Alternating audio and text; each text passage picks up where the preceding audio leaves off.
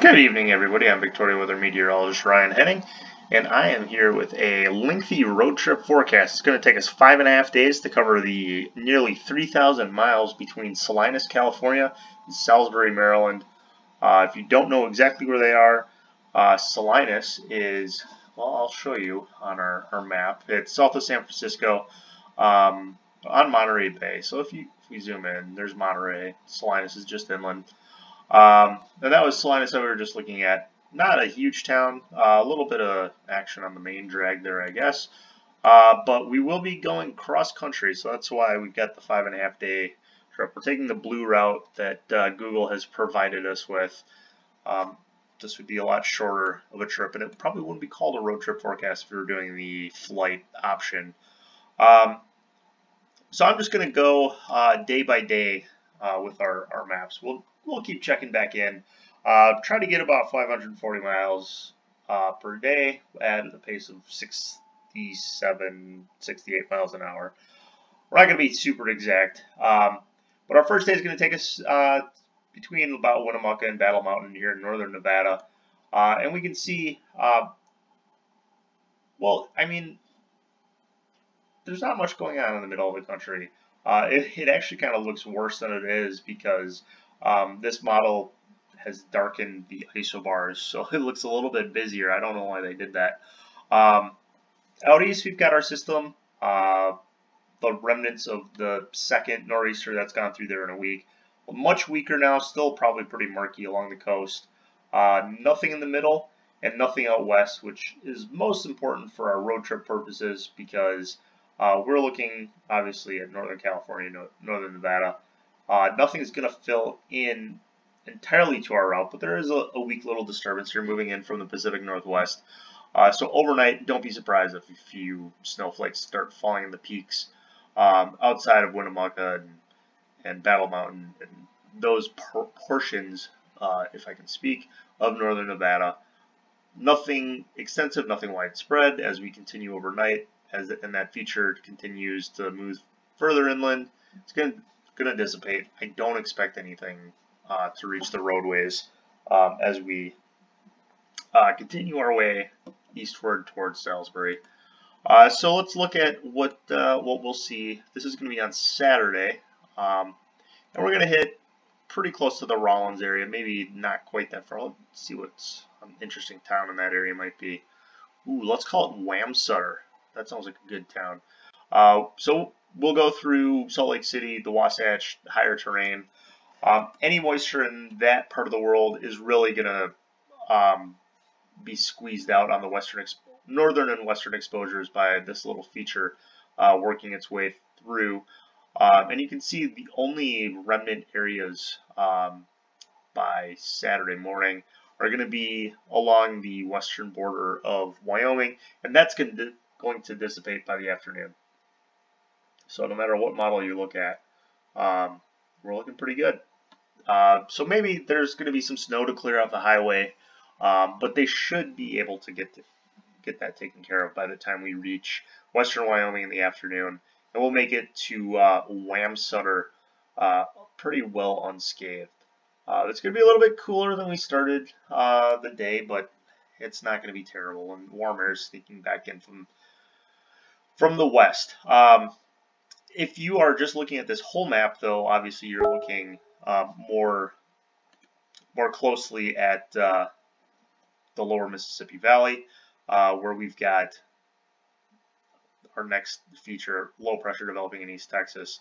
A lot of showers, a lot of thunderstorms. There's actually going to be a slight risk for severe weather in this part of the world. It's going to be something we're going to want to monitor for our Sunday drive. So let's see where we're going and where we might intercept that strong area of low pressure moving into the plains. We're going to try to get to the Kearney, Nebraska area.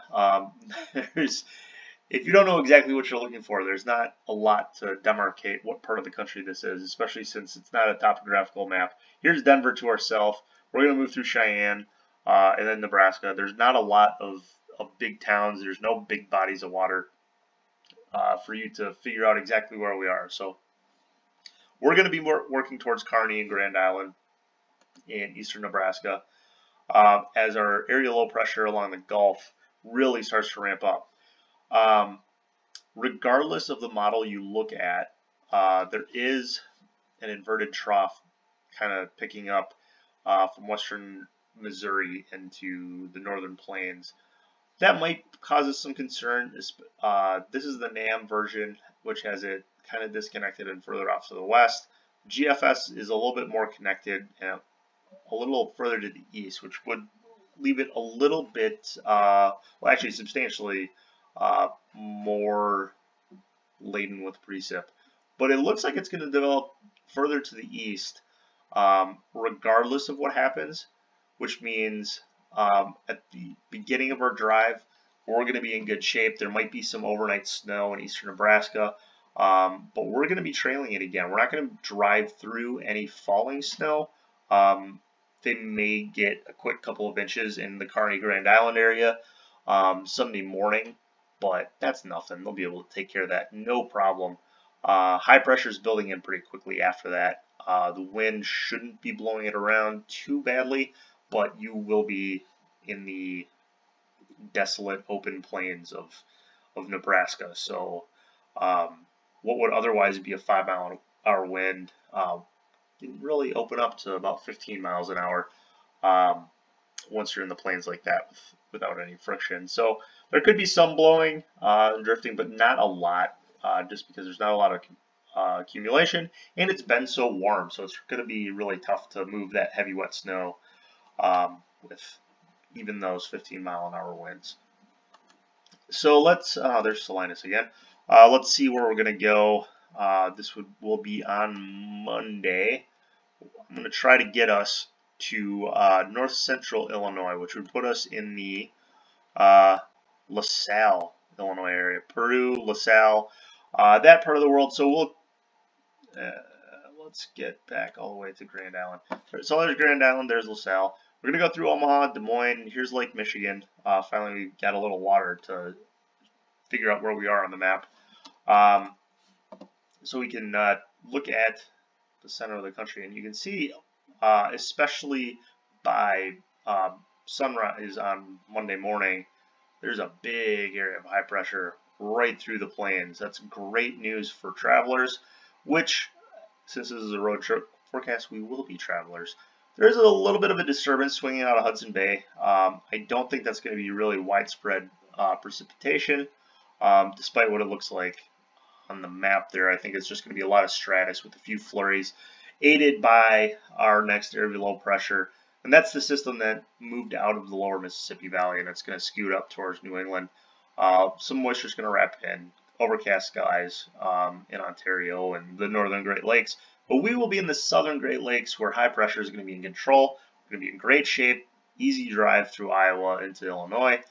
And we're going to be just very thankful that we are going on Friday instead of a day sooner.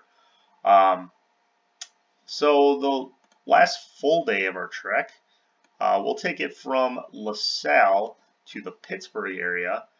Southern Great Lakes obviously can always be a little bit dicey, especially this time of the year when the lakes are beginning to thaw. You still might have some cold air producing some northerly flow. And that looks exactly like what we're going to see. It's actually going to be more of a northwesterly flow. You can see Lake Michigan looks very active according to GFS all day on Tuesday. And that doesn't bode well for our drive through northern Indiana. The GFS isn't granular enough to show where the really heavy accumulation might be. I can tell you from experience that it's going to be in the LaPorte area. So we can see here's Gary, Portage, and then LaPorte is up here. So anywhere from about 421 to Highway 2, it could be very snowy. But really anywhere as far east as Elkhart, Shipshewana, it's going to be moderately snowy, just thanks to that lake effect. It's not going to be terribly well organized the further east you get, depending on the flow and the fetch off the lake. It looks like later in the afternoon it's going to start to become more westerly, which would push the snow threat into Michigan and maybe a little bit further east towards Toledo and Findlay, Ohio. I think by the time we drive through there, we will be out of the snow by the time we hit the Ohio border. And then we'll want to pick it up because with the westerly flow, northern Ohio is going to be good except for like Ashtabula and up towards Erie in Pennsylvania. So we'll pick up the pace. We'll get to more of a spoiled the ending.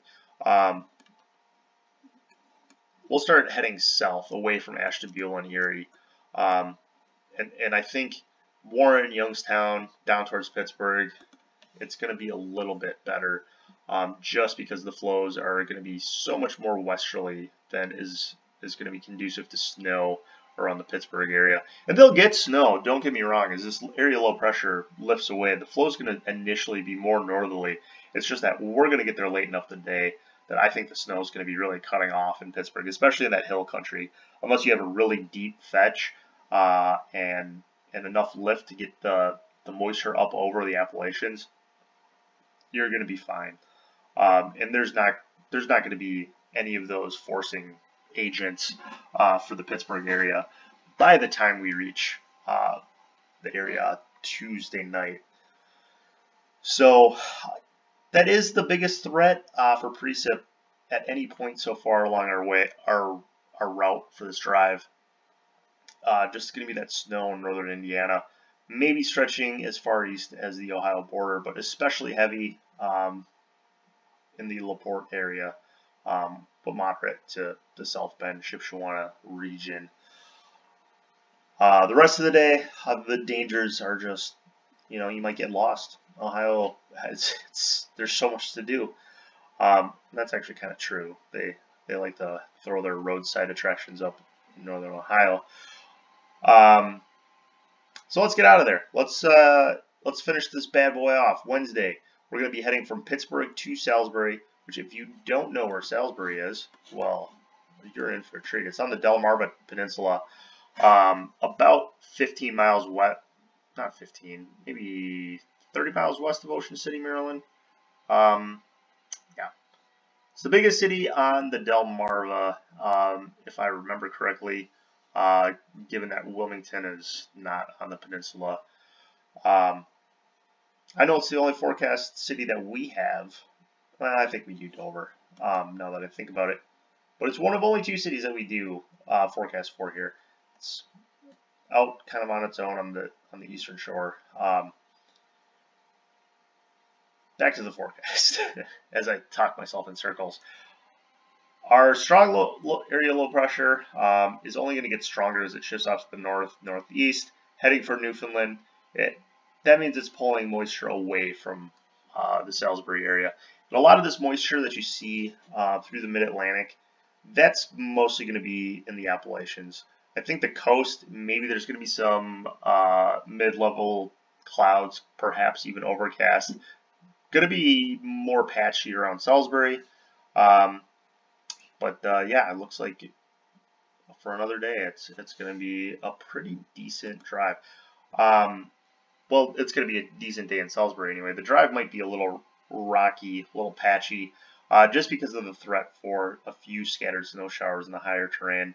I think the northern exposures are going to be the area that see the most snow, but it's not going to be anything that's going to really ruin our days. So we'll make it to Salisbury safe and sound. Yeah, it's for a 5.5-day road trip. It looks like it's going to be pretty cooperative with the weather.